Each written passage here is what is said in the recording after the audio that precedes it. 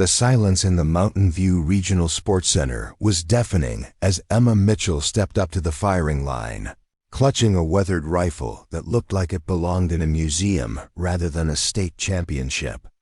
Around her, competitors adjusted their sleek precision instruments worth more than most people's cars, their carbon fiber stocks gleaming under the fluorescent lights. Emma's grandfather's 1943 Winchester Model 70 seemed almost primitive by comparison, its wooden stock worn smooth by decades of use, its iron sights looking quaint next to the advanced optics surrounding it. What the 200 spectators and 47 competitors didn't know was that this moment had been 80 years in the making, and Emma was about to rewrite everything they thought they knew about marksmanship. Before we jump back in, tell us where you're tuning in from, and if this story touches you, make sure you're subscribed, because tomorrow I've saved something extra special for you. 3 months earlier, Emma Mitchell had arrived at Riverside State University with a full academic scholarship, a duffel bag of worn clothes, and a rifle case that drew stares from the moment she stepped onto campus. At 22, she was older than most freshmen, having spent 4 years working on her family's cattle ranch in Cedar Falls, Montana, saving every penny to pursue her dream of becoming a veterinarian. Her acceptance to Riverside's pre-veterinary program was the culmination of years of community college courses, taken by correspondence, and nights spent studying by lamplight after 14-hour days mending fences and tending livestock. What she hadn't expected was that her one recreational skill would thrust her into a world where tradition clashed violently with technology, and where her deepest connection to her grandfather would become a source of public humiliation. Riverside Precision Shooting Complex was a monument to modern competitive shooting, featuring climate-controlled indoor ranges, electronic scoring systems, and equipment that cost more than Emma's entire college fund. As she walked through the facility for the first time, carrying her grandfather's rifle case, she felt the weight of curious and judgmental stares from students dressed in matching team uniforms adorned with corporate sponsorship logos. The facility itself was intimidating enough, without the added pressure of clearly not belonging to the elite world of collegiate competitive shooting. Emma had learned to shoot on her grandfather's ranch, using the same Winchester Model 70 that Walter Mitchell had carried through the European theater in World War II. Walt had been a legendary figure in their small farming community, known for his ability to take down elk at distances that seemed impossible to younger hunters. Every summer since she was 8 years old, Emma had spent weeks at his ranch, learning not just to shoot, but to understand the philosophy behind marksmanship that Walt had developed over decades of hunting and military service. He taught her to read wind patterns in the grass, to control her breathing until her heartbeat became a metronome of precision, and to develop what he called conversational shooting, where the rifle became an extension of her own instincts rather than a separate tool requiring conscious manipulation. Coach Marcus Reed was examining his roster when Emma approached the registration table, her rifle case slung over her shoulder and a manila folder containing her shooting credentials from various Montana competitions. Reed was a man who'd built his reputation on transforming Riverside's shooting program from a recreational club into a nationally ranked powerhouse through aggressive recruitment of athletes and acquisition of cutting-edge equipment. At 45, he possessed the kind of intensity that made students either excel or transfer to different programs, and his wall of trophies spoke to a coaching philosophy that prioritized results over sentiment. When Emma opened her rifle case and revealed the vintage Winchester, Reed's expression shifted from professional interest to barely concealed disappointment. He examined the rifle with the kind of look usually reserved for antiques in a museum, turning it over in his hands while shaking his head slowly. The weapon showed its age despite meticulous care, with small scratches on the stock and a patina on the metal that spoke to decades of use. Compared to the precision instruments used by his current team members, Emma's rifle looked like something that belonged in a historical display rather than a competitive shooting range. "Miss Mitchell," Reed said, setting the rifle down with exaggerated care, "I appreciate your enthusiasm for joining our program, but I think there might be some misunderstanding about the level of competition we're involved in here. This is collegiate level.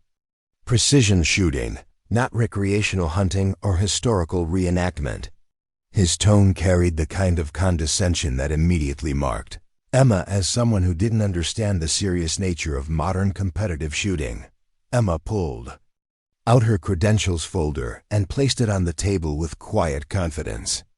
Inside were certificates from Montana state competitions, photographs of trophy presentations, and newspaper clippings documenting her shooting achievements throughout high school. Her record was impressive by any measure, including a state junior championship and several perfect scores in regional competitions. But Reed barely glanced at the documents before dismissing them with a wave of his hand. "Montana competitions," he said with a slight smile that didn't reach his eyes, "are very different from what we do here. We use precision instruments that cost $15,000 to $20,000, computerized scoring systems, and training regimens developed by Olympic coaches. Our shooters compete against the best programs in the country, using equipment and techniques that represent the cutting edge of the sport." He gestured toward the range where several team members were practicing with rifles that looked more like space-age instruments than traditional firearms. The other team members had gathered during this exchange, drawn by curiosity about the new student carrying the vintage rifle case. Ashley Torres, the team captain and three-time All-American, examined Emma's Winchester with the kind of academic interest one might show toward a museum piece. Brandon Wells, a junior from California whose father owned a chain of sporting goods stores, was less diplomatic in his assessment of both Emma and her equipment. "Is that thing even legal for competition?" Brandon asked with a laugh that was designed to be heard by the assembled team. "I mean, it looks like something out of a World War II movie." Preparing and narrating this story took us a lot of time, so if you are enjoying it, subscribe to our channel. It means a lot to us. Now back to the story. Does it even have a safety mechanism, or do you just pray it doesn't go off accidentally? His comment drew snickers from several team members, who were accustomed to equipment that represented the latest advances in precision shooting technology. Ashley was more diplomatic but equally dismissive of Emma's unconventional approach to competitive shooting. "Emma, I'm sure that rifle has sentimental value, but modern competitive shooting requires equipment that can consistently perform at levels that vintage firearms simply can't match. The tolerances, the optics, the trigger mechanisms, everything about modern precision rifles is designed to eliminate variables that affect accuracy. Using that rifle in serious competition would be like trying to compete in Formula One with a vintage car." Dave Chun, the team's equipment specialist and a graduate student in mechanical engineering, took a more technical approach to explaining why Emma's rifle was unsuitable for competitive shooting. He launched into a detailed explanation of barrel harmonics, precision tolerances, and the advantages of modern synthetic materials over traditional wood and steel construction. While his knowledge was impressive, his tone carried the implicit message that Emma's attachment to her grandfather's rifle demonstrated a fundamental misunderstanding of what competitive shooting required. Emma listened to these explanations with the patience that comes from growing up in a community where actions matter more than words. She understood that these students had been raised in a world where the newest and most expensive equipment was assumed to be superior, where technological advancement was always preferable to traditional methods. What they didn't understand was that her grandfather's rifle wasn't just a family heirloom but a precision instrument that had been maintained and refined over decades of use. Coach Reed eventually offered Emma what he clearly considered a generous compromise. She could join the team as an alternate member, which would give her access to the facilities and training programs, while she saved money to purchase appropriate Equipment. In the meantime, she could use one of the program's backup rifles during practice sessions, though she wouldn't be eligible for competition until she acquired a rifle that met the team's standards for serious competition. "I appreciate the offer, Coach Reed," Emma said, carefully placing her grandfather's rifle back in its case, "but I'll stick with what I have. This rifle has never let me down, and I don't plan to abandon it now just because it doesn't look like what everyone else is using." Her quiet confidence seemed to surprise the assembled team members, who were accustomed to new students being intimidated by the program's reputation and standards. The nickname Antique Annie was coined that same afternoon during practice. When Brandon Wells noticed Emma methodically cleaning her rifle with the kind of care usually reserved for museum pieces, the name spread quickly through the team, used not with malicious intent but with the casual dismissiveness that college students often show toward anything that doesn't conform to their expectations. Emma became the team member who was tolerated rather than welcomed, present during practices but never quite considered a serious competitor. Over the following weeks, Emma established a routine that kept her somewhat separate from the main team. Activities.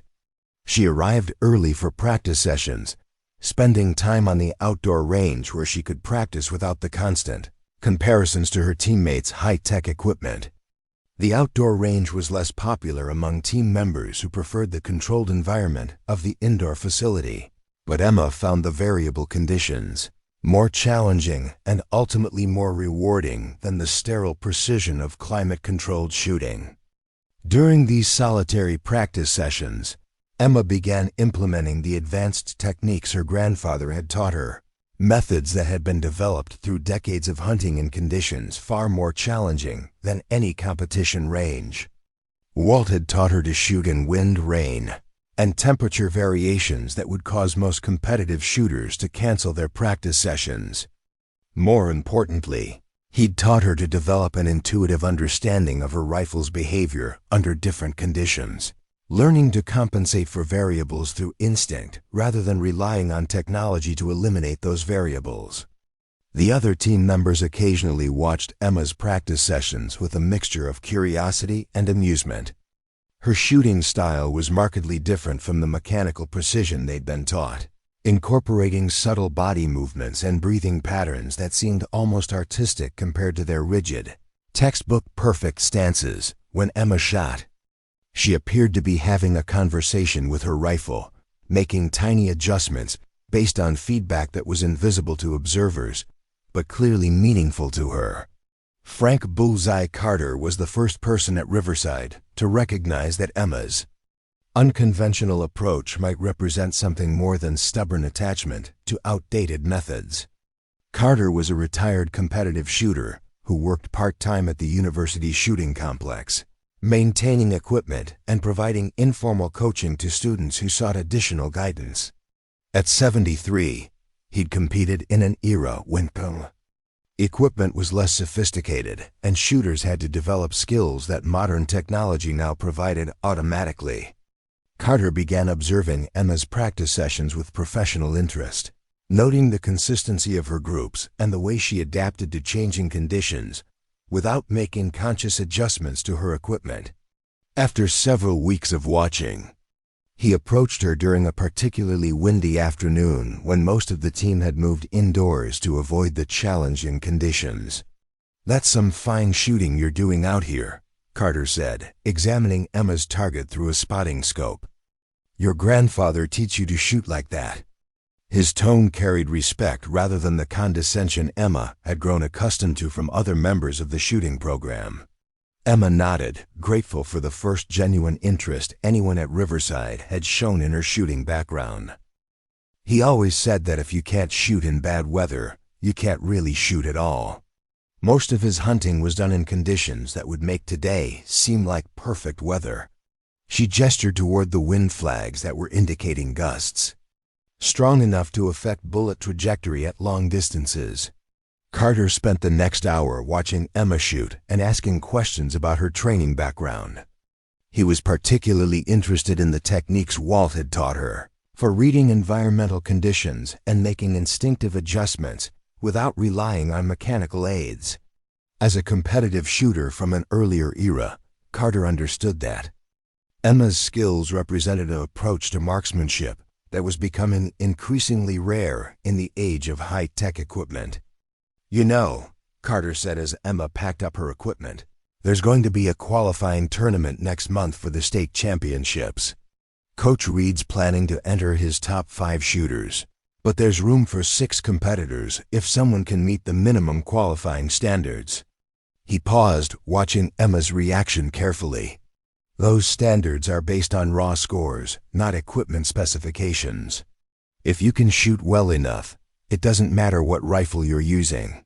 The qualifying tournament was 3 weeks away, giving Emma limited time to prepare for what would essentially be her first formal test against the high-tech equipment and training methods of modern competitive shooting. She began spending additional hours on the range, working with Carter to understand the specific requirements of competitive shooting formats that differed significantly from the hunting and informal competition background she developed in Montana.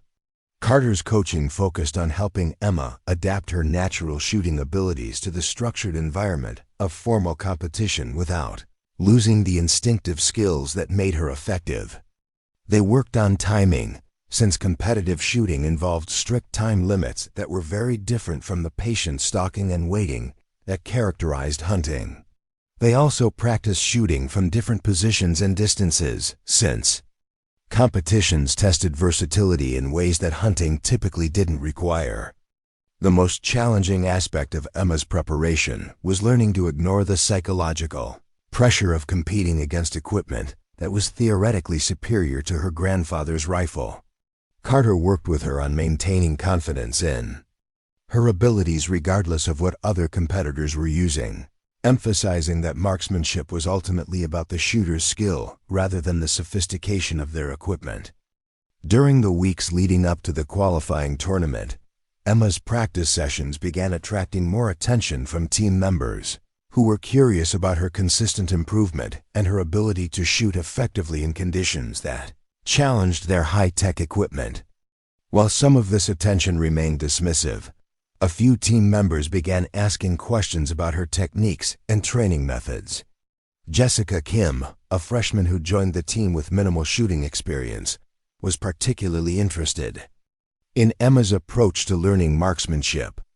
Jessica had been struggling with the technical complexity of modern competitive shooting, finding the emphasis on equipment specifications and mechanical precision overwhelming compared to what she'd expected when she decided to try competitive shooting. "How do you make it look so natural?" Jessica asked one afternoon after watching Emma shoot a particularly tight group in windy conditions. "When I shoot, I feel like I'm operating a machine I don't really understand. When you shoot, it looks like you're just having a conversation with your rifle." Emma smiled at the observation, recognizing it as an almost perfect description of her grandfather's approach to marksmanship. "My grandfather always said that shooting should feel like breathing, something you do naturally rather than something you have to think about constantly. The rifle isn't supposed to be a separate tool you're trying to control.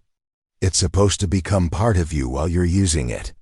This philosophy was fundamentally different from the approach taught by Coach Reed and embraced by most of the team. Their training emphasized conscious control of every variable, mechanical precision in every movement, and reliance on technology to eliminate as many human factors as possible. Emma's approach embraced human factors as integral to marksmanship, developing instincts and reflexes that allowed her to adapt to conditions rather than simply trying to eliminate them. As the qualifying tournament approached, Coach Reed made his expectations clear during a team meeting. The 5 shooters he'd selected for qualification attempts were his most experienced competitors, students who'd been with the program for multiple years and had proven themselves in previous competitions. Emma was welcome to participate as a learning experience, but Reed made it clear that he didn't expect her to achieve qualifying scores with her antiquated equipment.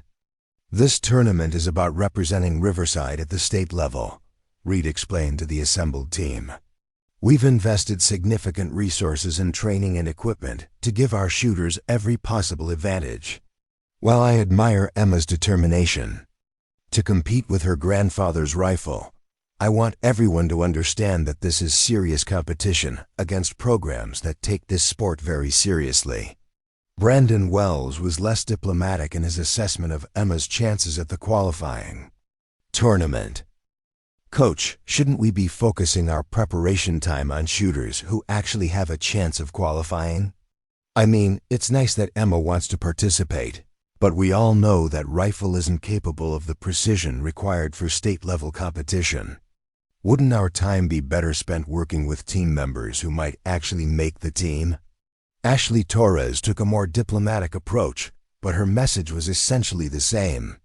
"Emma, I think it's great that you're pushing yourself to compete, but you should probably think of this as a learning experience rather than a serious qualification attempt. The competition at state level requires equipment and training that takes years to develop. Maybe you could use this tournament to evaluate what kind of rifle you might want to save up for." Emma listened to these assessments without arguing, understanding that her teammates' skepticism was based on reasonable assumptions about the advantages of modern equipment. What they didn't understand was that her grandfather's rifle had been proven in competition far more challenging than anything they were likely to encounter in collegiate shooting. Walt Mitchell had used this rifle to win competitions against hunters who'd been shooting for decades, and he'd done it consistently enough to earn a reputation that lasted long after his death. The night before the qualifying tournament, Emma spent several hours cleaning and inspecting her grandfather's rifle with the methodical care that Walt had taught her. Every component was examined, every adjustment verified, every surface polished to ensure optimal performance. This ritual was as much about mental preparation as mechanical maintenance, a way of connecting with the decades of shooting tradition that the rifle represented. As she worked, Emma thought about the conversation she'd had with her grandfather just weeks before his death, when he'd given her the rifle and shared the stories behind its history. Walt had carried this rifle through some of the most challenging combat situations of World War II, then used it to feed his family during the difficult years after the war. He'd won countless informal competitions with local hunters who'd underestimated both his skills and his equipment, proving repeatedly that marksmanship was about the shooter rather than the sophistication of their tools. "Emma," Walt had said during that final conversation, "this rifle has never failed me when it mattered, and it won't fail you either. But you have to trust it completely, the way you'd trust your own hands or your own eyes. The moment you start doubting your equipment is the moment you stop being a marksman and start being just another person trying to operate a machine they don't really understand." The qualifying tournament was held at Mountain View Regional Sports Center, a facility that hosted competitions throughout the Western United States and was considered one of the premier venues for precision shooting sports. The center featured multiple ranges designed for different types of competition, electronic scoring systems that provided real-time feedback, and spectator areas that allowed family members and coaches to observe competitions without interfering with shooters. Emma arrived at the venue carrying her grandfather's rifle case and wearing the same simple shooting jacket she'd used for competitions in Montana. Around her, competitors from universities throughout Colorado were setting up equipment that represented the latest advances in precision shooting technology. The contrast was immediately obvious to everyone present, and Emma could feel the mixture of curiosity and amusement that her vintage rifle generated among both competitors and spectators. The qualification format required shooters to complete 3 different courses of fire, each testing different aspects of marksmanship skill. The first stage involved precision shooting at long range from a supported position. The second tested rapid-fire accuracy from multiple positions, and the third challenged shooters with moving targets that simulated hunting scenarios. Qualifying scores were based on cumulative performance across all 3 stages, with minimum standards that eliminated roughly half of all participants. Coach Reed gathered his team before competition began, delivering a pep talk that emphasized the months of preparation they'd invested and the advantages provided by their equipment and training. His eyes lingered on Emma as he spoke about the importance of using every available advantage in serious competition, making it clear that he considered her participation more of a gesture than a genuine qualifying attempt. "Remember," Reed concluded, "you're representing not just yourselves but the entire Riverside shooting program. We've built our reputation on professionalism and results, and I expect everyone to maintain those standards regardless of the outcome." His message was clearly directed at Emma, emphasizing that her unconventional approach shouldn't reflect poorly on the program's overall image. The first stage of competition involved precision shooting at 300 yards from a supported bench rest position, with each shooter firing 10 rounds for score. This was considered the most technical portion of the qualification, requiring consistent accuracy at a distance where small errors in technique or equipment would be dramatically magnified. Most competitors spent several minutes adjusting their optics and checking their equipment before beginning their scoring rounds. Emma approached the firing line with her grandfather's rifle and took her position at the bench rest.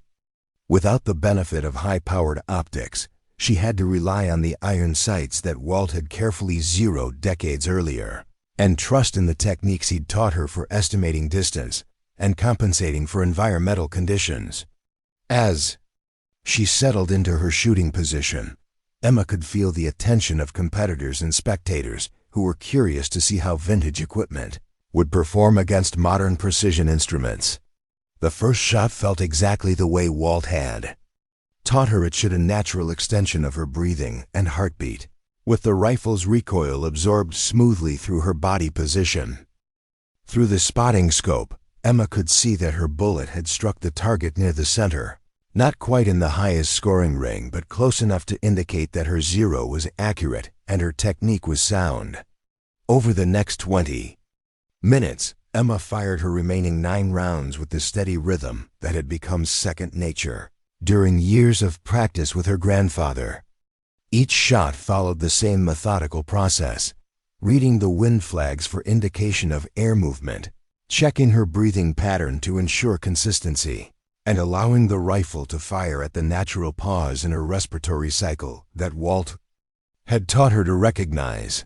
When the electronic scoring system displayed Emma's results, the range fell noticeably quieter. Her 10-shot group measured just under 2 inches at 300 yards, with 9 of her 10 rounds landing in the highest scoring rings. It was a score that would have been impressive from any competitor using any equipment, but it was particularly remarkable from someone shooting iron sights with a rifle that was older than most of the competitors' grandparents. Brandon Wells was the first to voice what many spectators were thinking. "That has to be luck," he said, loud enough to be heard by nearby competitors. "There's no way anyone can shoot that accurately with iron sights at 300 yards. The equipment advantages of modern optics are just too significant for that kind of performance to be consistent." Ashley Torres was more diplomatic, but equally skeptical of Emma's first stage performance. "Emma, that was really impressive shooting, but the next 2 stages are going to be much more challenging. Rapid fire and moving targets require the kind of precision that really benefits from modern equipment. You might want to consider that this was your best stage and adjust your expectations accordingly." Coach Reed's reaction was more complex, combining genuine surprise at Emma's performance with continued skepticism about her ability to maintain that level of accuracy through the remaining stages of competition. He approached Emma's position during the break between stages, examining her target with the kind of attention he usually reserved for his top performers. "Miss Mitchell," Reed said, his tone noticeably different from their previous conversations, "that was exceptional shooting by any standard. I have to admit I'm surprised that iron sights can produce that kind of precision at this distance." He paused, studying Emma's rifle with new interest. "However, The remaining stages are going to test different skills that might not play to your equipment's strengths." Emma nodded respectfully while checking her rifle's condition and preparing for the second stage of competition. She understood that her first stage performance had surprised people, but she also knew that her grandfather's training had emphasized consistency across different shooting scenarios rather than specialization in any single type of marksmanship. Walt had been a hunter who needed to be accurate in various conditions and situations, and he'd passed along skills that were designed to be versatile rather than specialized. The second stage of competition tested rapid fire accuracy from multiple shooting positions, requiring competitors to engage targets at different distances while transitioning between standing, kneeling, and prone positions. This stage was designed to simulate field shooting conditions where perfect bench rest positions weren't available and shooters had to maintain accuracy while moving and adapting to different stances. Most competitors approached this stage with some apprehension, since rapid-fire shooting reduced the time available for the careful adjustments that precision shooting normally allowed. The advantages of modern equipment were less significant in rapid-fire competition, where natural shooting ability and practice technique became more important than technological sophistication. Emma had trained extensively for this type of shooting during her years with Walt, who'd emphasized the importance of being able to shoot accurately from any position under time pressure.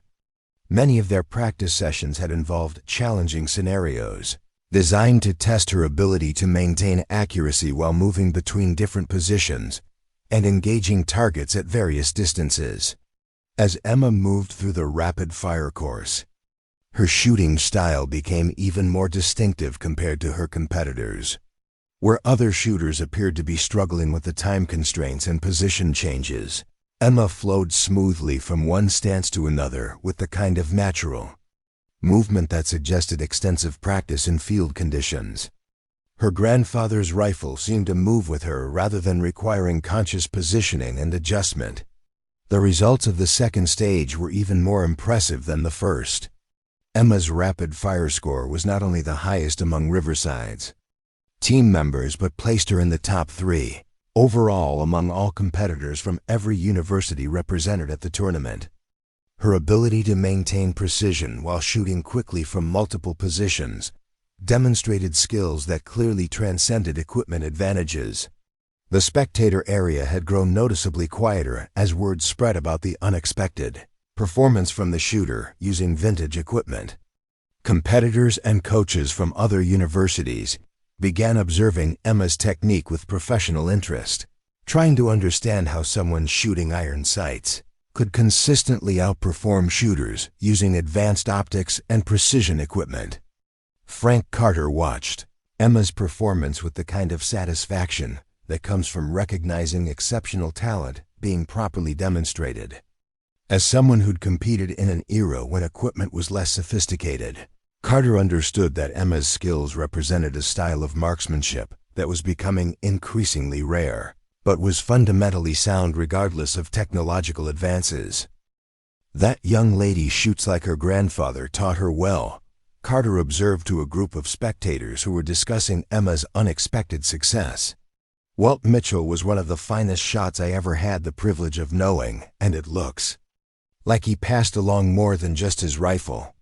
The final stage of competition involved engaging moving targets that simulated hunting scenarios, requiring shooters to track targets while maintaining accuracy under conditions that tested both technical skill and natural shooting ability.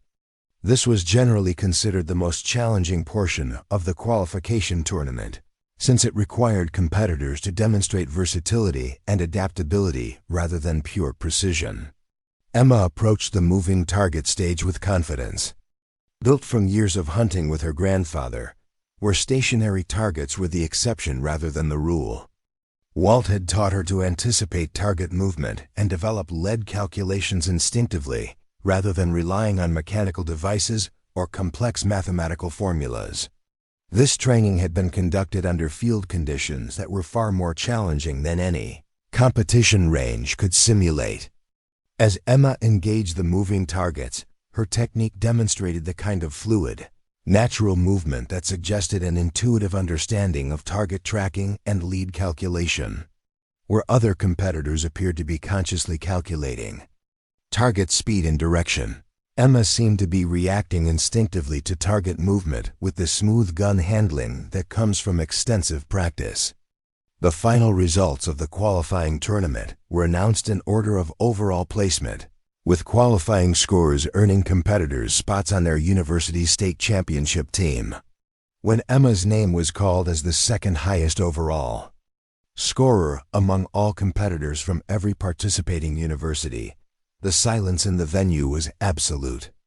Emma Mitchell, shooting a rifle that was older than most of the competitors' parents, using iron sights that were considered obsolete by modern standards, had not only qualified for the state championship team, but had outperformed nearly every shooter using equipment that cost more than most students' annual tuition.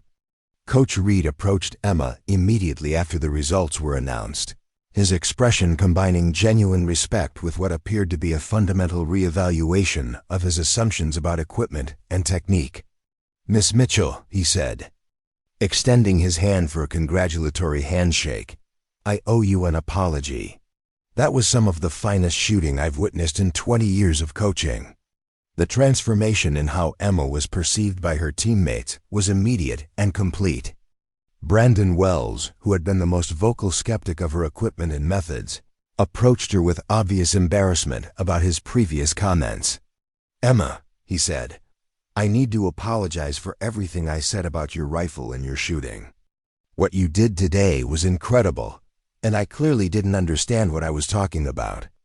Ashley Torres was equally gracious in acknowledging that Emma's performance had challenged every assumption she'd held about the relationship between equipment and competitive success. "Emma, I've been shooting competitively for 6 years, and I've never seen anything like what you did today. I'd love to learn more about your training methods and how you developed those skills." The drive back to Riverside University was markedly different from Emma's previous interactions with the team. Instead of polite tolerance, she found herself fielding genuine questions about her training background and shooting techniques. Team members who had previously dismissed her methods were now eager to understand how traditional marksmanship skills could produce results that exceeded those achieved through modern technology.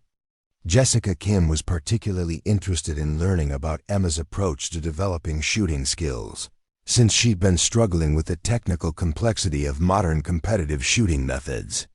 "Would you be willing to teach me some of the techniques your grandfather showed you?" Jessica asked. "I feel like I've been trying so hard to operate my equipment perfectly that I've forgotten to actually learn how to shoot." Over the following weeks, Emma found herself in the unexpected position of informal instructor for team members who wanted to incorporate traditional marksmanship principles into their training routines. Working with Frank Carter, she began conducting training sessions that emphasize fundamental shooting skills rather than equipment-dependent techniques. These sessions attracted not only Riverside team members, but also competitors from other universities who had witnessed Emma's tournament performance and were curious about training methods that could produce such remarkable results. The outdoor range that had previously been Emma's solitary practice space became a gathering place for shooters interested in exploring traditional marksmanship approaches. The state championship competition was held 6 weeks after the qualifying tournament, giving Emma time to prepare for what would be the most challenging shooting competition of her life. Unlike the qualifying tournament, which had tested fundamental marksmanship skills, the state championship involved advanced courses of fire designed to challenge the best collegiate shooters in the region. Emma's preparation for the state championship involved intensive training with Frank Carter, who helped her adapt traditional shooting techniques to the specific demands of championship-level competition. They worked on maintaining consistency under pressure, since state-level competition involved not only challenging shooting requirements, but also the psychological pressure of competing against the best shooters in the region. The media attention leading up to the state championship focused heavily on Emma's unusual story, with local newspapers and shooting sports publications featuring articles about the college student who'd qualified for state competition using her grandfather's World War II rifle. This attention brought additional pressure, but also attracted supporters who were interested in seeing traditional marksmanship compete against modern technology. On the morning of the state championship, Emma arrived at the competition venue to find significantly larger crowds than she'd experienced at previous competitions. Word of her story had spread throughout the shooting sports community, attracting spectators who were curious to see whether her qualifying tournament performance had been an anomaly or a genuine demonstration of superior marksmanship skills. The championship format required competitors to complete 5 different courses of fire over 2 days, testing every aspect of competitive shooting skills under conditions designed to separate exceptional shooters from merely good ones. The competition included precision shooting at extended ranges, rapid fire stages, moving targets, and complex scenarios that required strategic thinking in addition to technical shooting ability. Emma approached the championship with confidence, built from months of intensive training and the knowledge that her grandfather's rifle had already proven itself capable of championship-level performance. More importantly, she carried the understanding that her success represented something larger than individual achievement. It demonstrated the enduring value of traditional skills and the importance of respecting knowledge passed down through generations. The first day of competition included 3 courses of fire that tested precision shooting, rapid fire accuracy, and target engagement under time pressure. Emma's performance was consistent with her qualifying tournament results, demonstrating the kind of accuracy and composure that marked her as a serious contender for the championship title. As word of Emma's first-day performance spread through the venue, crowds began gathering to watch her shooting stages. Spectators were fascinated by the contrast between her vintage equipment and traditional techniques, compared to the high-tech approach used by other competitors. Many observers had never witnessed iron sight shooting at championship level and were amazed by the precision that could be achieved without modern optics. The second day of competition featured the 2 most challenging courses of fire, including a precision stage that required 50 consecutive shots at maximum scoring value to achieve a perfect score. This stage was designed to test not only technical shooting ability, but also mental toughness and consistency under extreme pressure, since a single missed shot would eliminate any chance of achieving the maximum possible score. Emma approached the precision stage with the methodical calm that had characterized all of her shooting since arriving at Riverside. She understood that this stage would likely determine the championship outcome, since the scoring system awarded significant point bonuses for perfect performance that could overcome small deficits from earlier stages. As Emma settled into her shooting position for the precision stage, the venue fell silent in anticipation of what many spectators realized might be a historic performance. Using a rifle that predated most modern competitive shooting techniques, shooting iron sights against competitors using the most advanced equipment available, Emma was attempting something that challenged fundamental assumptions about the relationship between technology and performance. The first 10 shots established a rhythm that would carry Emma through the entire precision stage. Each shot followed the same methodical process her grandfather had taught her, with no conscious awareness of the growing crowd or the significance of what she was attempting to achieve. The rifle became an extension of her own breathing and heartbeat, firing at the natural pause in her respiratory cycle, with the kind of unconscious precision that marked truly exceptional marksmanship. Shot after shot landed in the maximum scoring ring, each one building toward a perfect score that seemed increasingly likely as Emma progressed through the stage. By the time she'd fired 30 rounds without a single miss, the venue had become completely silent except for the sound of her rifle and the electronic scoring system confirming each maximum value hit. The 40th shot marked a milestone that drew murmurs of amazement from spectators who understood the rarity of what they were witnessing.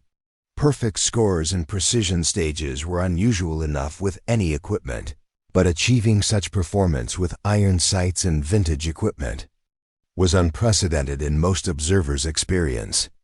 As Emma approached her 50th and final shot, the tension in the venue was palpable. A perfect score would not only secure her championship victory, but would establish a performance record that might never be equaled by someone shooting traditional equipment. The shot felt exactly like the 49 that had preceded it, a natural extension of her breathing and a perfect expression of the marksmanship principles her grandfather had spent years teaching her.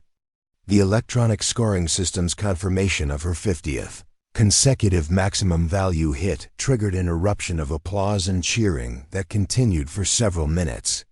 Emma Mitchell had not only won the Colorado State Collegiate Shooting Championship but had done so with a perfect score in the precision stage, using equipment that most competitors considered obsolete. The awards ceremony that evening featured presentations, not only for individual and team championships, but also special recognition for outstanding sportsmanship and exceptional achievement. Emma's performance earned her multiple awards, including recognition for achieving the first perfect precision score in the championship's 15-year history.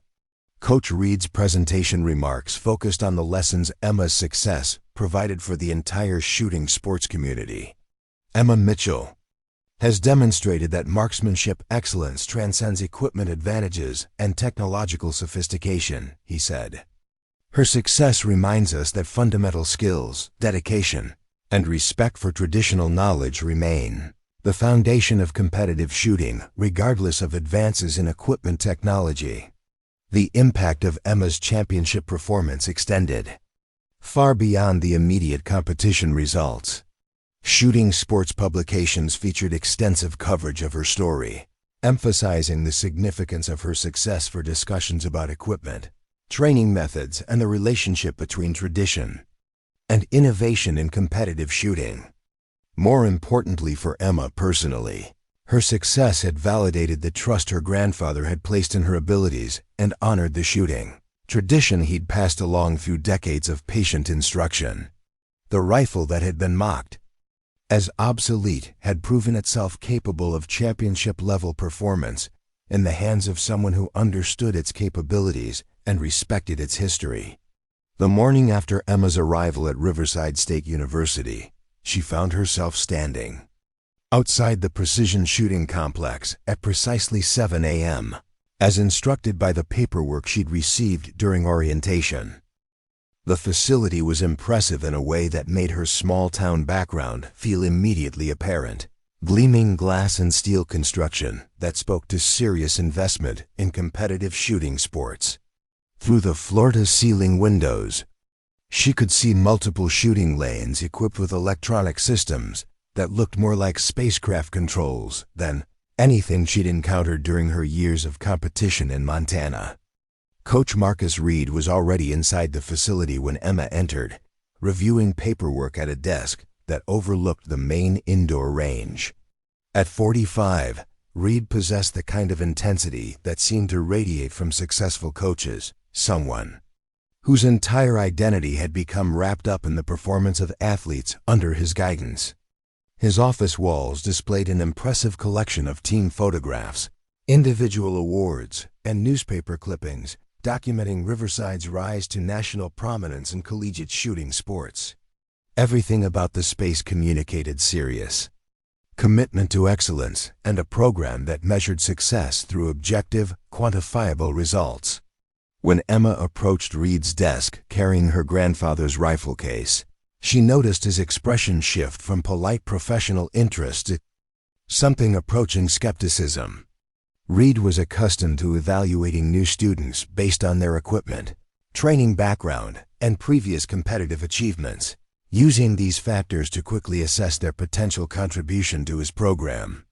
Emma's appearance, clean but clearly not expensive shooting jacket, worn boots that suggested practical use rather than fashion, and a rifle case that looked like it had seen decades of use, didn't match the profile of students who typically succeeded in his program. Reed's initial questions focused on Emma's shooting background and previous competitive experience, delivered with the kind of routine efficiency that suggested he'd conducted hundreds of similar evaluations. Emma responded with details about her Montana competitions, her training with her grandfather, and the shooting achievements that had earned her recognition in regional competitions throughout high school. While her credentials were impressive, within the context of rural Montana shooting sports, Reed's expression suggested he was evaluating them against different standards entirely. The conversation took a definitive turn when Emma opened her rifle case and revealed Walter Mitchell's 1943 Winchester Model 70. Reed's reaction was immediate and unmistakable, the kind of polite disappointment that adults show when children present them with handmade gifts that demonstrate effort but lack practical value. He lifted the rifle from its case with careful respect, but his handling suggested he was examining a museum piece rather than evaluating competitive equipment. Reed's assessment of the Winchester was thorough and methodical, reflecting his background. As someone who'd spent years studying the technical aspects of competitive shooting equipment, he noted the rifle's wooden stock, which he explained was subject to dimensional changes based on humidity and temperature variations. He pointed out the iron sights, describing the significant disadvantages they presented compared to modern telescopic optics in terms of precision and target acquisition speed. Most significantly, he emphasized the rifle's age and the accumulated wear that would inevitably affect its mechanical precision compared to modern manufacturing tolerances. The technical explanation Reed provided was comprehensive and delivered with the patient tone of someone accustomed to educating students who didn't fully understand the complexities of competitive shooting. He discussed barrel harmonics and how modern synthetic materials provided more consistent performance than traditional wood and steel construction. He explained the advantages of adjustable triggers, precision bedding systems, and the various technological improvements that had revolutionized competitive shooting over the past several decades. During this assessment, other team members began arriving for their scheduled practice session, drawn by curiosity about the new student and her unusual equipment. Reed's office was positioned to provide clear visibility of the main range area, so Emma's evaluation was essentially being conducted in view of students who would become her teammates if she joined the program. This public nature of the assessment added an element of social pressure that Reed either didn't recognize or chose to ignore. Ashley Torres was the first team member to approach Reed's office, attracted by the sight of Emma's vintage rifle laid out on the desk for examination. As team captain and a three-time All-American shooter, Ashley possessed significant credibility within the program, and her opinions carried weight with both Reed and other team members. Her reaction to Emma's Winchester was similar to Reed's, polite interest combined with obvious skepticism about its suitability for serious competitive shooting. Ashley's questions about the rifle were more diplomatic than Reed's technical assessment, but they carried the same underlying message about equipment requirements for competitive success. She asked about the rifle's accuracy potential, its mechanical condition, and whether Emma had considered upgrading to more modern equipment as she progressed in competitive shooting. These questions were delivered with genuine friendliness, but they clearly reflected assumptions about what serious competitive shooting required. Brandon Wells joined the conversation with less diplomatic observations about Emma's equipment choices. As a junior whose father owned a chain of sporting goods stores, Brandon had grown up surrounded by the latest advances in shooting technology and possessed strong opinions about equipment quality and its relationship to competitive performance. His comments about Emma's rifle were more direct than either Reed's or Ashley's, questioning whether vintage equipment could possibly deliver the consistency required for collegiate-level competition. Brandon's assessment included specific comparisons Between Emma's iron sights and the advanced optics used by successful competitive shooters, emphasizing the precision advantages that modern technology provided, he pointed out that most competitive shooters invested thousands of dollars in equipment because those investments translated directly into improved performance and competitive success. His tone suggested that Emma's attachment to her grandfather's rifle represented either financial limitations or a fundamental misunderstanding of what competitive shooting required. Dave Chen approached the discussion from a more technical perspective, drawing on his background as a mechanical engineering graduate student to explain the scientific principles underlying modern competitive shooting equipment.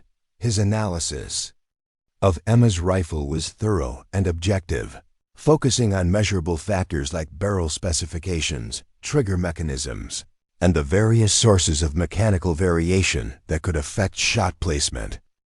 While his assessment was delivered without personal criticism, his conclusions were clear about the performance limitations inherent in vintage equipment. Chen's technical explanation included detailed discussion of manufacturing tolerances and how modern production methods achieved levels of consistency that were simply not possible when Emma's rifle was manufactured. He described advances in metallurgy, precision machining, and quality control that had revolutionized firearm accuracy over the past several decades. His analysis was educational rather than dismissive, but it painted a clear picture of why serious competitive shooters invested in modern equipment. Throughout these evaluations, Emma listened with the patient attention that comes from growing up in a community where listening was valued more than speaking. She understood that these students and their coach were applying knowledge and experience that had brought success to their program, and she respected their expertise even while disagreeing with their conclusions about her equipment.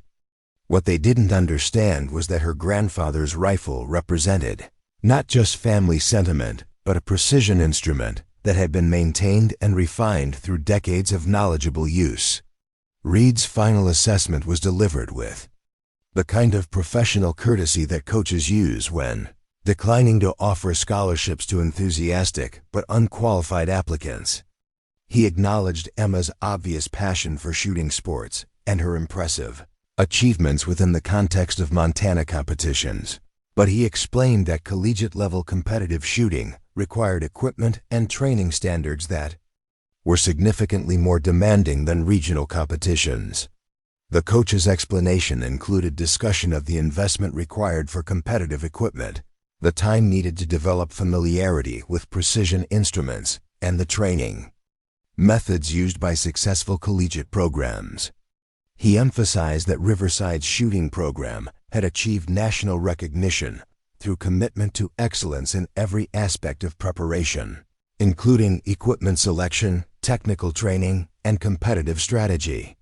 Reed's proposed solution was what he clearly considered a generous compromise that would allow Emma to participate in the program while she addressed her equipment limitations.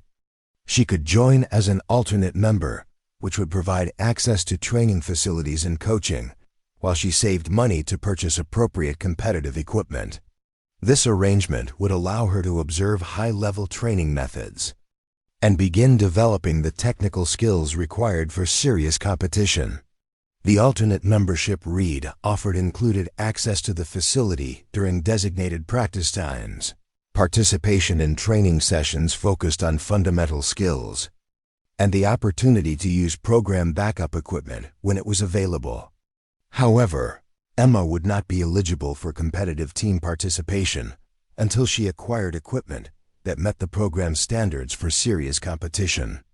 Reed presented this arrangement as an opportunity for Emma to learn about competitive shooting while working toward the equipment upgrades that would eventually allow full participation. Emma's response to Reed's assessment and his alternate membership offer was delivered with the quiet confidence that had characterized her interactions throughout the evaluation process. She thanked him for his time and expertise, while politely declining the compromise he proposed. Her decision to continue using her grandfather's rifle wasn't based on financial limitations or attachment to outdated methods. but on confidence in equipment that had proven itself through decades of successful use. The reaction from assembled team members to Emma's decision was mixed, ranging from Ashley's diplomatic concern about the challenges she would face to Brandon's more direct skepticism about her chances for success. Several students tried to explain the practical advantages of modern equipment and the difficulties she would encounter trying to compete against shooters using advanced technology. Their advice was well-intentioned, but reflected assumptions about equipment requirements that Emma didn't share. Reed's final comments to Emma included information about practice schedules, facility rules, and the expectations for program participants, regardless of their equipment choices. His tone suggested professional courtesy combined with limited expectations. For her competitive success, he made it clear that program resources would be focused on students who demonstrated serious commitment to competitive excellence, which in his experience correlated strongly with appropriate equipment investments. As Emma prepared to leave Reed's office, she could see other team members gathering in the main range area for their scheduled practice session.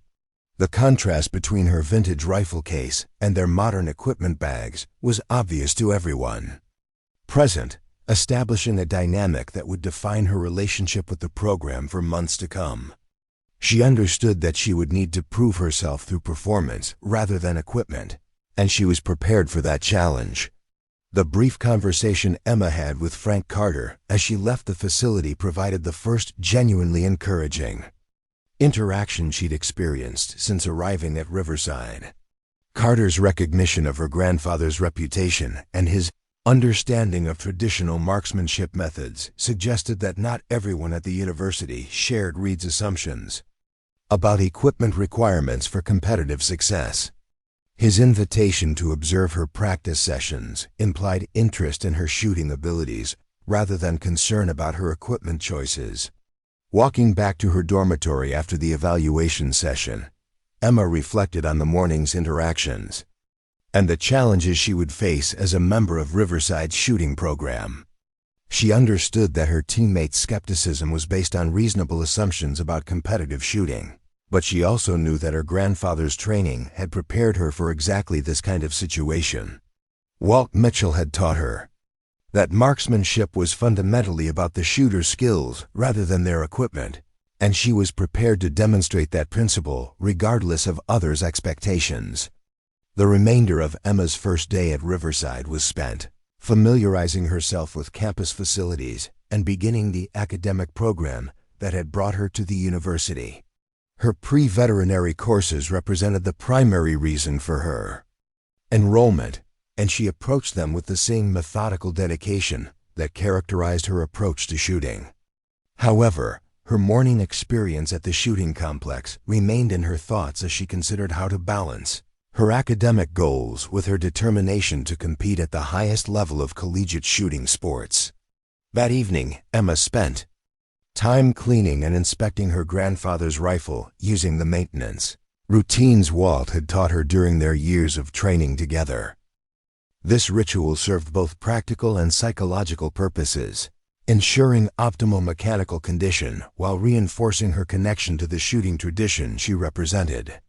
As she worked, Emma thought about the evaluation session and the assumptions about equipment that had dominated every conversation. The technical arguments Reed and his students had presented were logically sound within the framework of modern competitive shooting, but they failed to account for the accumulated wisdom embedded in traditional marksmanship methods. Walt Mitchell had achieved remarkable shooting success using the same equipment and techniques that Riverside's program considered obsolete, and his achievements had been earned through competition against skilled marksmen who understood the difference between equipment advantages and shooting ability. Emma's confidence in her grandfather's rifle was based not on sentiment, but on empirical evidence gathered through years of successful competition. The Winchester had proven its accuracy potential in situations far more challenging than any competitive range could simulate, and it had done so consistently enough to establish Walt Mitchell's reputation as one of Montana's finest marksmen. More importantly, Emma had learned to shoot using methods that emphasized adaptability and instinctive skill rather than dependence on technological advantages. As she prepared for bed on her first night at Riverside, Emma considered the path ahead and the challenges she would face, earning respect from teammates who had already formed opinions about her capabilities based on her equipment choices. She understood that changing those opinions would require consistent demonstration of superior performance, but she was prepared for that challenge. Her grandfather had taught her that true marksmanship was revealed under pressure, and she looked forward to the opportunity to prove that principle. The contrast between Emma's quiet confidence and her teammates' skepticism would define the early stages of her experience at Riverside, creating a dynamic that would ultimately transform not only her own standing within the program, but the entire team's understanding of what competitive shooting excellence required. The assessment phase of her journey had established the fundamental conflict between traditional and modern approaches to marksmanship, setting the stage for the demonstrations of skill that would eventually resolve that conflict in Emma's favor. Her grandfather's rifle, dismissed as obsolete by experts who should have known better, was about to begin a process of education that would challenge fundamental assumptions about equipment, technique, and the true sources of competitive excellence.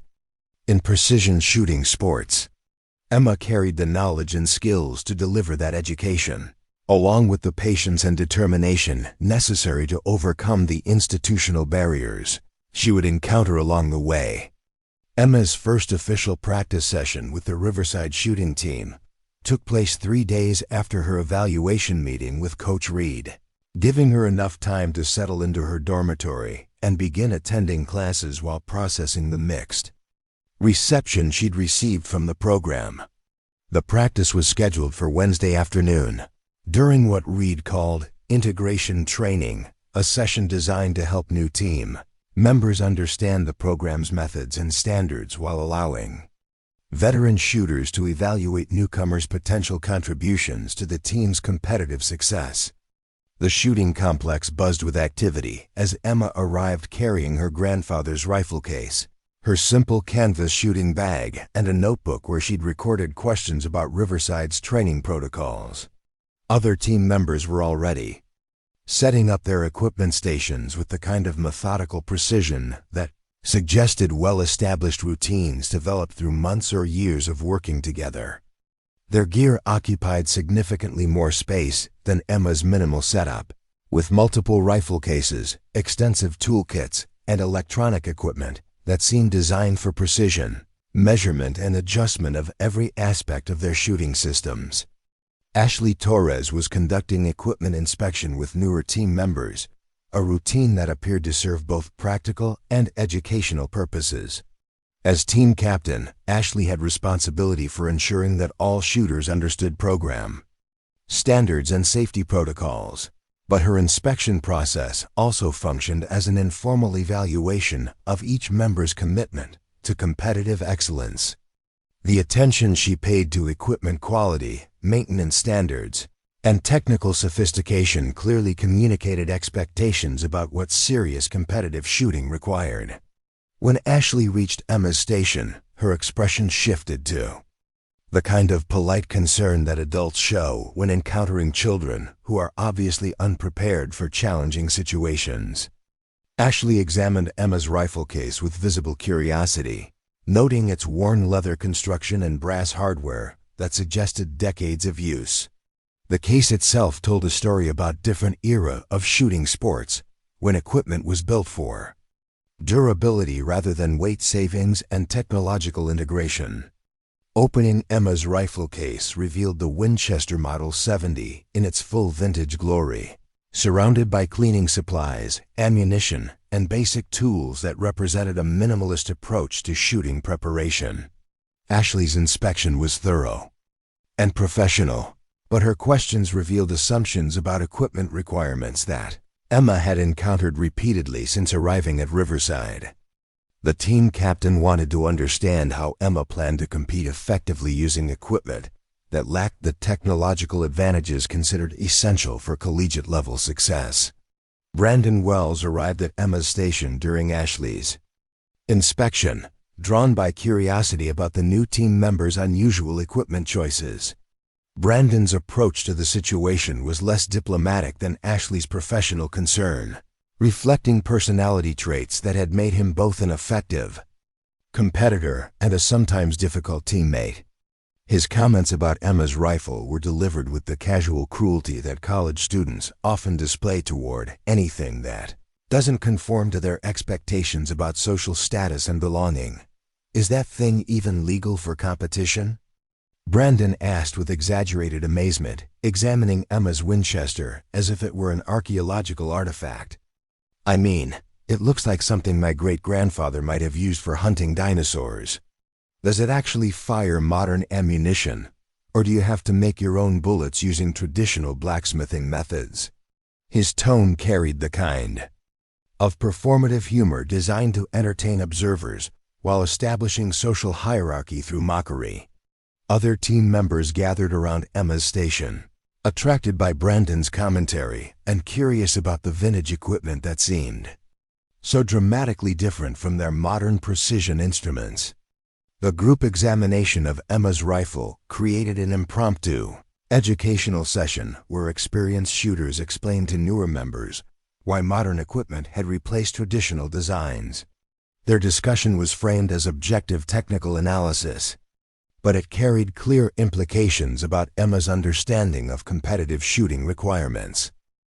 Dev Chun contributed to the group evaluation with detailed explanations of manufacturing improvements that had revolutionized rifle accuracy over the past several decades. His analysis focused on measurable factors like barrel steel composition, action tolerances, and trigger mechanisms, presenting scientific evidence for why modern rifles achieved superior consistency compared to vintage designs. While Chun's assessment was delivered without personal malice, his conclusions reinforced the narrative that Emma's equipment choices reflected either financial limitations or fundamental misunderstanding of competitive requirements. Jessica Kim observed the group evaluation with obvious discomfort, recognizing the social dynamics at work even if she lacked experience to challenge the technical arguments being presented.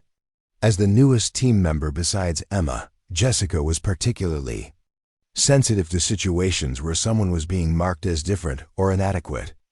Her questions about Emma's rifle were gentler than those from more experienced shooters, but they still reflected assumptions about equipment that had been established through months of exposure to program culture.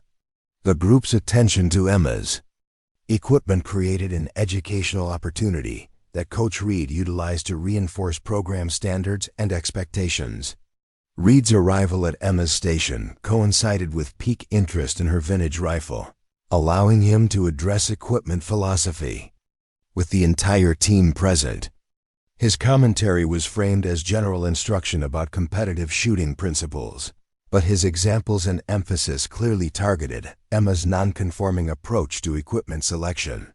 Reed's explanation of equipment standards included discussion of consistency requirements that modern competitive shooting demanded, emphasizing how technological advances had eliminated variables that traditional equipment couldn't control.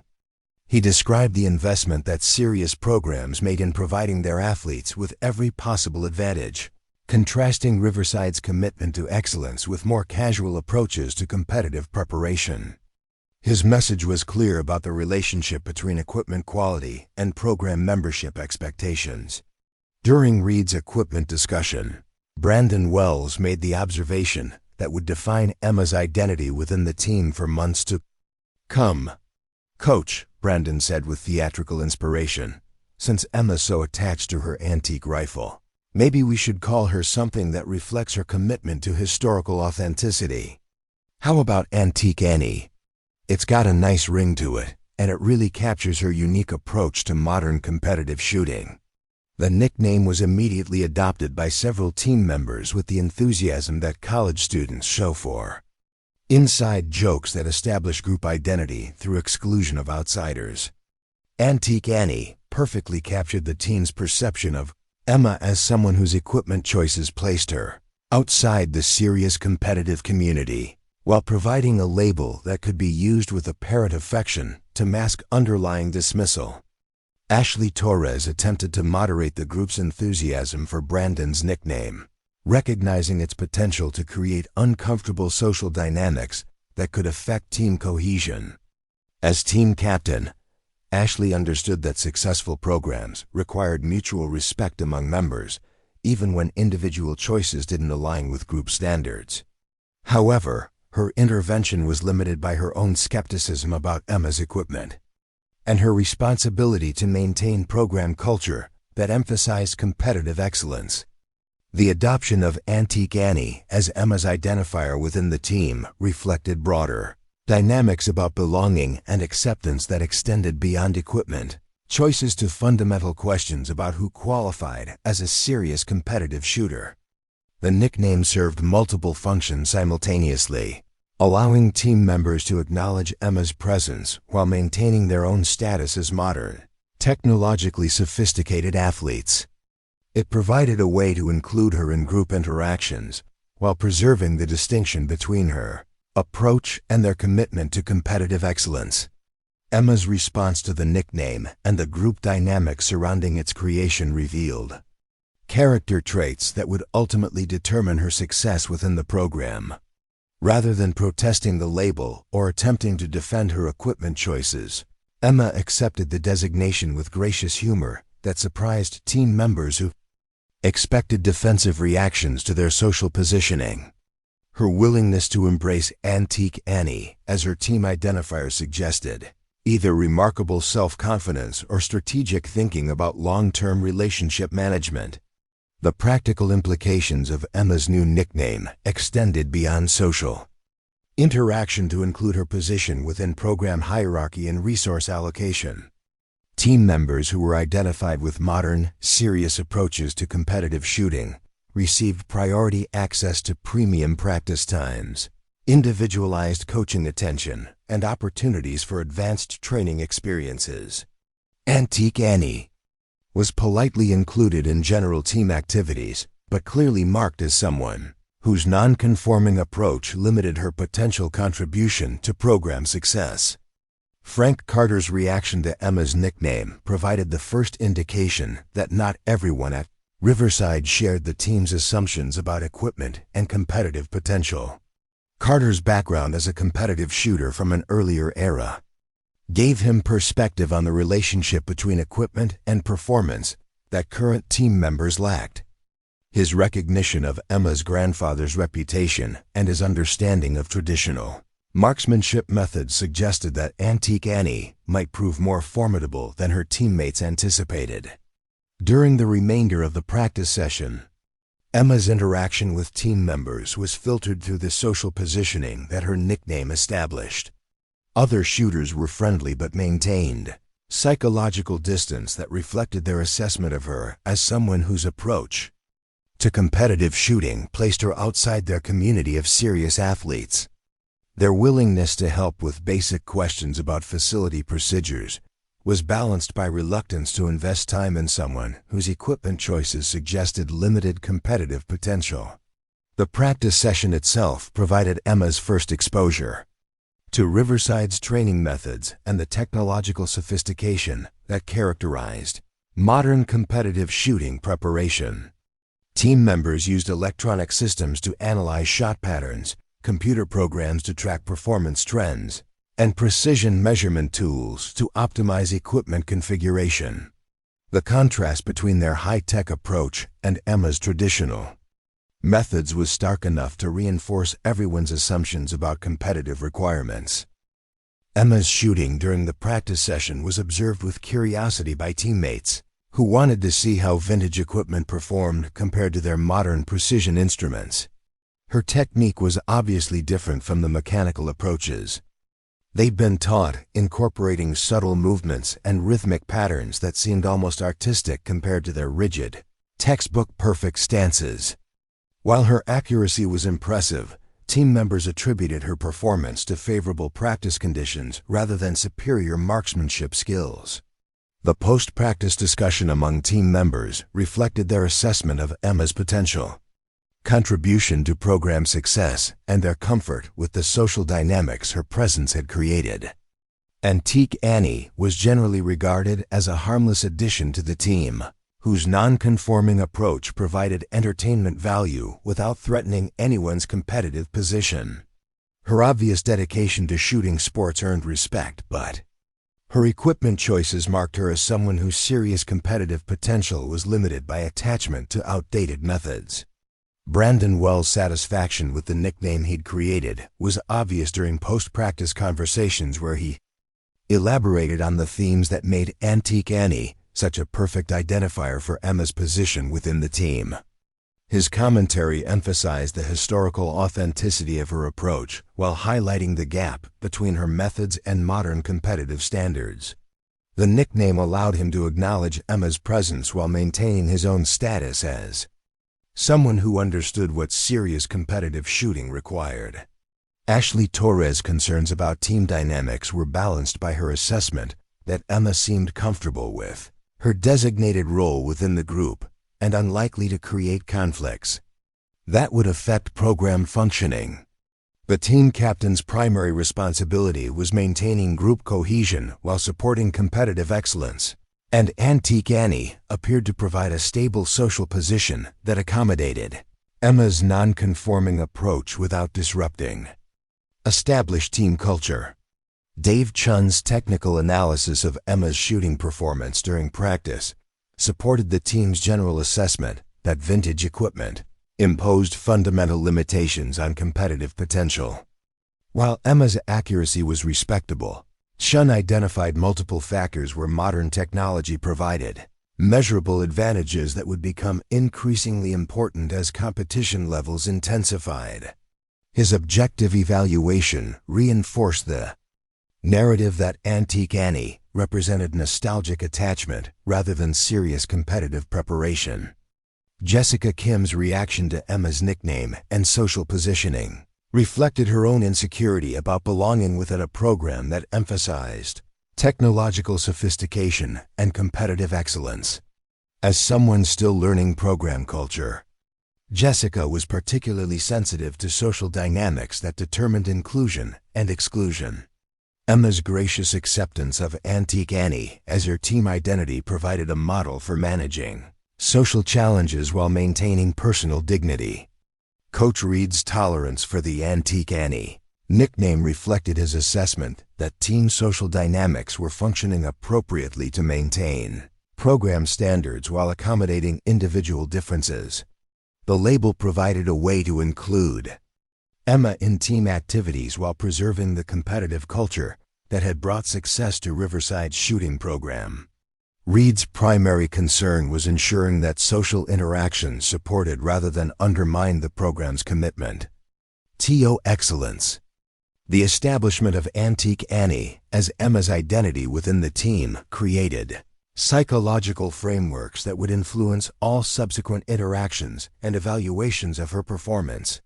Team members would interpret her achievements through the lens of expectations established by her nickname, making it difficult for exceptional performance to overcome assumptions about equipment limitations. This labeling effect would require extraordinary demonstration of competence to reverse established perceptions. Emma's acceptance of her designated role within team social hierarchy demonstrated strategic thinking about long-term goals that her teammates didn't recognize or understand.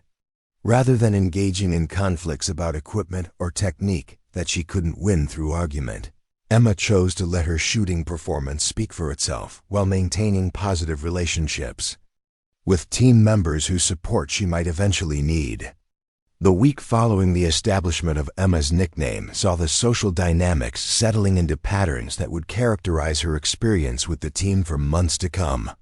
Antique Annie became her standard identifier in team communications, used with apparent affection that masked underlying assumptions about her competitive potential. The label provided psychological comfort for team members who could acknowledge Emma's presence while maintaining their own status as serious, modern competitive shooters. The broader implications of Emma's labeling extended beyond immediate team dynamics to include her position within program resource allocation and coaching attention.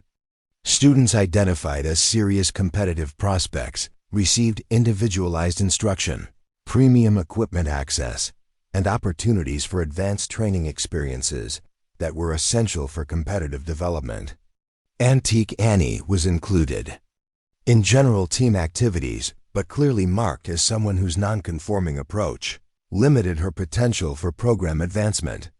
Emma's response to these dynamics revealed character strengths that would ultimately determine her success within the program and beyond. Her ability to maintain personal confidence while accepting social positioning that others might find demoralizing suggested either remarkable maturity or strategic understanding of how to navigate institutional barriers. The patience and grace she displayed while being systematically underestimated would prove essential for the demonstrations of competence that lay ahead. The Antique Annie label that was intended to mark Emma as different and limited would eventually become associated with achievements that challenged every assumption her teammates held about equipment, technique, and competitive potential. The nickname that began as gentle mockery would transform into recognition of exceptional capabilities that transcended technological advantages. However, that transformation would require performances so extraordinary that even skeptical observers would be forced to acknowledge that their assumptions about competitive shooting had been fundamentally incorrect. The social positioning established through Emma's nickname created the foundation for conflicts that would ultimately reshape not only her relationship with the team, but the entire program's understanding of what competitive excellence required. Antique Annie would prove that labels intended to limit can become symbols of achievement when supported by competence that exceeds all expectations. The vintage rifle that prompted her nickname would demonstrate capabilities that challenged modern assumptions about equipment and performance, forcing everyone involved to reconsider their understanding of competitive shooting. 2 weeks after receiving her nickname, Emma found herself assigned to what Coach Reed diplomatically termed foundational support responsibilities within the Riverside shooting program. The assignment came during a Monday morning team meeting where Reed distributed practice schedules, competition preparation duties, and administrative tasks that kept the program functioning at its nationally recognized level of excellence, while veteran team members received assignments that involved advanced training techniques, equipment optimization, and competitive preparation. Emma's responsibilities centered around tasks that Reed characterized as essential learning experiences. For understanding program operations, Emma's primary assignment involved managing the team's equipment inventory system, a responsibility that Reed presented as an opportunity to learn about the technological sophistication that separated successful programs from recreational shooting clubs. The inventory included hundreds of precision instruments, electronic devices, and specialized tools that represented decades of investment and competitive advantage. Reed explained that understanding this equipment would provide Emma with appreciation for the technical complexity that modern competitive shooting required while contributing meaningfully to program operations. The equipment storage facility occupied an entire wing of the shooting complex, featuring climate-controlled rooms designed to maintain optimal conditions for precision instruments worth hundreds of thousands of dollars. Emma's responsibilities included conducting weekly inspections of all stored equipment, updating digital inventory records, and coordinating maintenance schedules with technical specialists who service the program's advanced systems. The work required attention to detail and organizational skills, but it clearly represented administrative support rather than competitive preparation. Reed's explanation of Emma's assignment emphasized the educational value of exposure to modern, competitive equipment and the importance of understanding program infrastructure before advancing to specialized training roles. He described the inventory management position as a pathway toward more significant responsibilities within the program. contingent on Emma's demonstration of commitment to program standards and eventual acquisition of appropriate competitive equipment. The assignment was framed as opportunity rather than limitation, though its implications were clear to everyone present. Ashley Torres attempted to soften the obvious disparity between Emma's administrative assignment and the competitive preparation responsibilities given to other team members. As team captain, Ashley understood the importance of maintaining morale while supporting program hierarchy, and she emphasized the valuable learning experience that equipment management would provide. Her comments reflected genuine concern for Emma's feelings while reinforcing the narrative that administrative duties represented appropriate preparation for someone whose equipment choices demonstrated limited understanding of competitive requirements. Brandon Wells was less diplomatic in his assessment of Emma's new role within the program, describing inventory management as perfect preparation for someone whose approach to competitive shooting emphasized historical authenticity over modern performance standards. His commentary suggested that Antique Annie would benefit from extensive exposure to contemporary equipment before attempting to participate in serious competitive activities. The assignment allowed Emma to contribute to program success while gaining education about what competitive excellence actually required. Dave Chun offered technical perspective on Emma's assignment, explaining how equipment inventory management would provide comprehensive understanding of the technological systems that supported competitive shooting excellence. His analysis emphasized the complexity of modern precision instruments and the specialized knowledge required to maintain them at optimal performance levels. Chun's assessment suggested that Emma's administrative role would prepare her for eventual participation in technical aspects of competitive preparation, assuming she developed appropriate understanding of program standards. Emma accepted her assignment with the same gracious composure that had characterized her response to previous assessments of her capabilities and potential contributions to program success. Rather than protesting the disparity between her qualifications and her assigned responsibilities, she approached inventory management with methodical dedication that surprised team members who expected frustration or resentment about being relegated to administrative duties. Her professional response to obvious underutilization demonstrated character traits that would ultimately determine her success within the program. The equipment inventory facility became Emma's primary workspace within the shooting complex, an environment that provided constant exposure to the technological sophistication that defined modern competitive shooting while isolating her from the competitive preparation activities that occupied other team members. The irony of her situation was apparent to anyone who understood her shooting background. A marksman with exceptional competitive credentials was spending her time cataloging equipment rather than developing the skills that had earned her recognition throughout Montana. Emma's daily routine in the inventory facility involved systematic examination of precision instruments that represented the cutting edge of competitive shooting technology. Each rifle, scope, and electronic device had to be inspected for condition, calibrated for optimal performance, and documented in digital records that tracked maintenance schedules and performance specifications. The work required technical knowledge and careful attention to detail, but it provided no opportunity for Emma to demonstrate the marksmanship skills that had brought her to Riverside.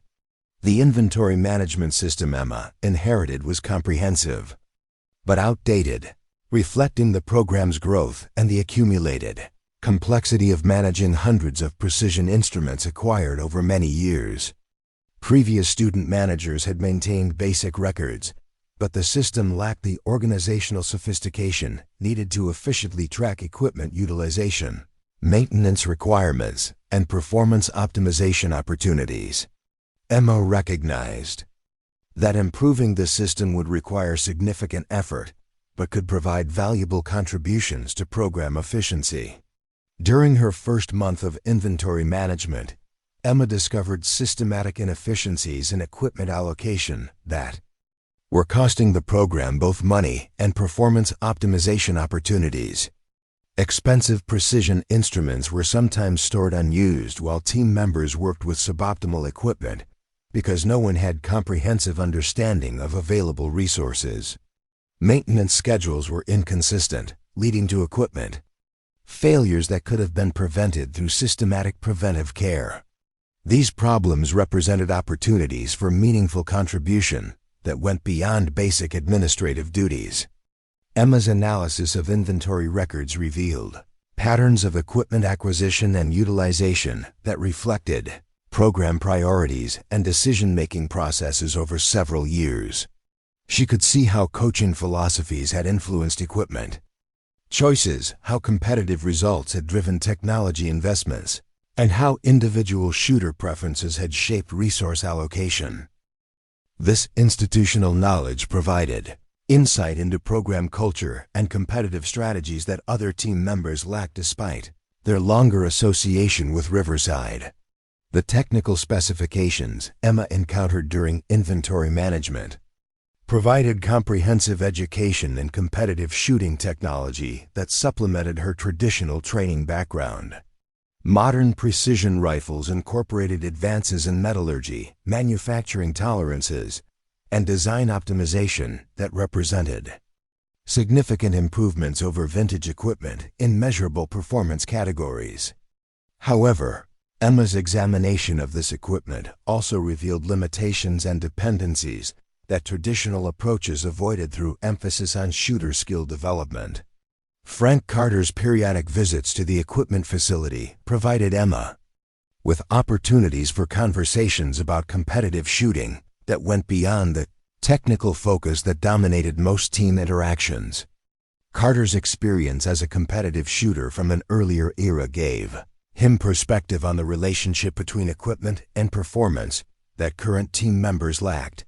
His questions about Emma's inventory work and shooting background suggested interest in her capabilities rather than concern about her equipment choices. During one of these conversations, Carter observed that Emma's systematic approach to inventory management reflected the same methodical thinking that characterized effective marksmanship training. He noted that her ability to identify patterns and inefficiencies in complex systems demonstrated analytical skills that were directly applicable to competitive shooting preparation. Carter's comments suggested that Emma's administrative assignment might be providing more valuable preparation than anyone realized. Emma's isolation in the equipment facility had unexpected advantages for understanding program dynamics and individual team member characteristics. Her position required interaction with every shooter in the program as they checked out equipment, reported maintenance needs, and discussed performance requirements. These interactions provided insight into competitive pressures, training challenges, and personal conflicts that affected team performance but weren't apparent during formal practice sessions. Jessica Kim became a regular visitor to Emma's workspace, initially seeking help with equipment selection and maintenance, but gradually developing conversations about competitive shooting philosophy and training methods. Jessica's struggles with technical complexity and performance pressure made her particularly interested in Emma's traditional approach to marksmanship development. Their discussions revealed fundamental differences between equipment-dependent and skill-based approaches to competitive excellence. The conversations between Emma and Jessica often focused on the psychological aspects of competitive shooting and the relationship between confidence and performance. Jessica had been taught to rely on technological advantages to eliminate variables that could affect accuracy, but this approach created anxiety about equipment function and dependency on external factors for competitive success. Emma's training emphasized developing internal capabilities that functioned independently of equipment sophistication, creating confidence based on personal skill rather than technological advantage. Emma's equipment inventory work revealed the enormous financial investment that competitive shooting programs required to maintain technological superiority over less well-funded competitors. Individual precision rifles cost more than most families spend on automobiles, and the electronic systems used for training and analysis represented additional investments that created significant barriers for students without substantial financial resources. The total value of equipment under Emma's management exceeded the annual operating budgets of entire academic departments. The disparity between equipment costs and accessibility raised questions about competitive shooting as a sport that Emma had never previously considered.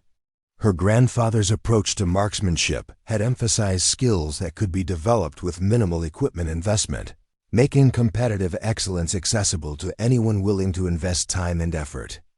In training, modern competitive shooting appeared to require financial resources that excluded many potentially talented participants who lacked access to expensive equipment. These observations influenced Emma's thinking about competitive philosophy and the values that should guide athletic programs.